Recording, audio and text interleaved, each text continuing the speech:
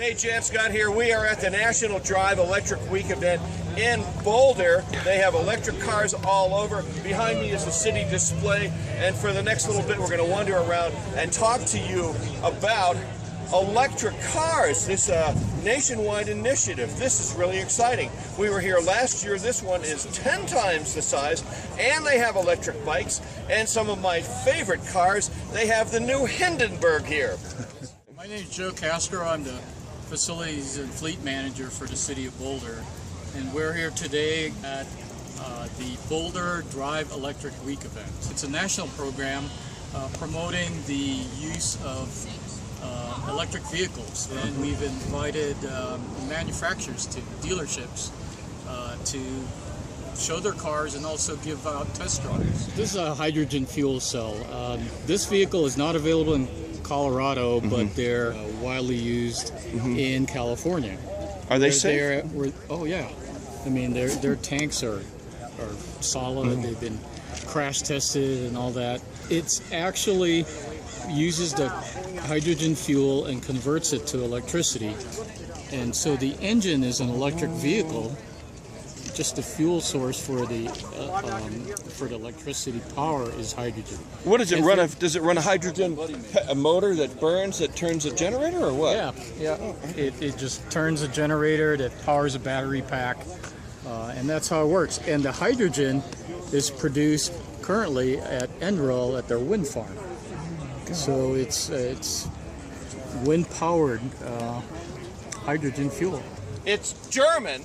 It's made by Mercedes, it runs on hydrogen, and who can think of another vehicle? It was a big airship that ran on hydrogen in 1935, Glenhurst, New Jersey. Boom! What was that? Oh no, we can't say it. I'm thinking they should name the new car the Hindenburg. The program that just started, the Solar Benefits Colorado program. And what is that? It is a program with Denver, Boulder, and Adams County residents to do a group buy of solar PV for your home and electric vehicles. You can see it takes about a quarter, 25% off of the MSRP before the tax rebate. That'd be nice. So, you get the cost down of a Nissan Leaf. Can you plug in your electric car in Boulder and get it charge it up? Any place to do that? There's plenty of charging stations in Boulder. How much does it cost to charge up? At the rec centers, it's about $1 an hour.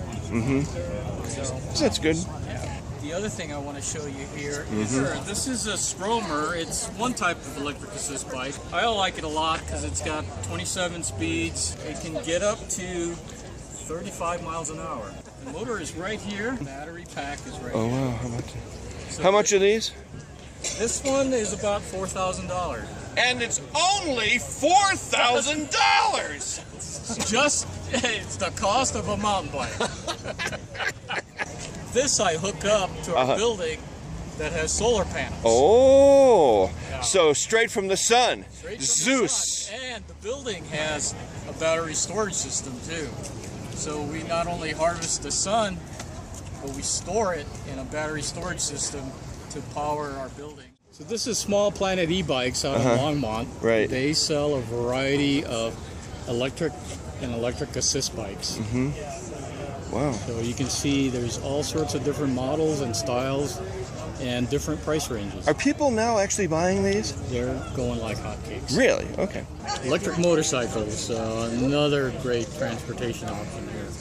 Nice. They've got the speed, the range, probably 100 miles per charge, and great way to get around. So this is a company called Greeneyed Motors. Yep.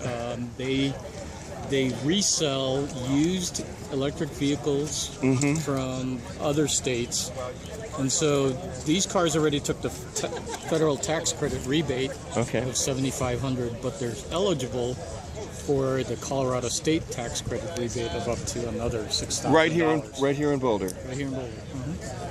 I'm Alan Webb. I'm from Boulder, Colorado, and this is a Tesla P85D. And a P85 means it's 85 kilowatt hours of battery power, and D means it's dual motors.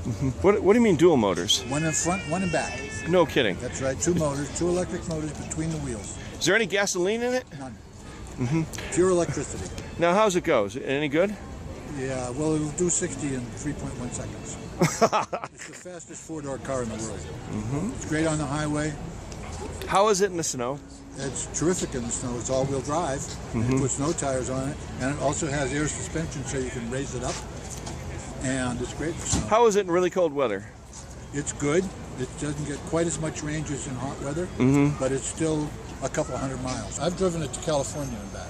Really? Yes. Now, how do you charge it up when you're going to California? Tesla has superchargers all along the highways. They're free. What do you mean by that? Like where? If we're headed to California, where's your first supercharger? There are 3 on Route 70 between here and Grand Junction. Whereabouts are they? Silverthorne and someplace else, I forget, in Grand Junction. And then you pull up? You pull up, you back in, you plug it into your car, and half an hour later you're going away. So you don't have to worry about running out of gas or electricity? No, not on the road, not on the highway, not at all. And the car tells you where the next one is. It puts it into the navigation system. It says your next one is 160 miles from you. You will charge for 27 minutes.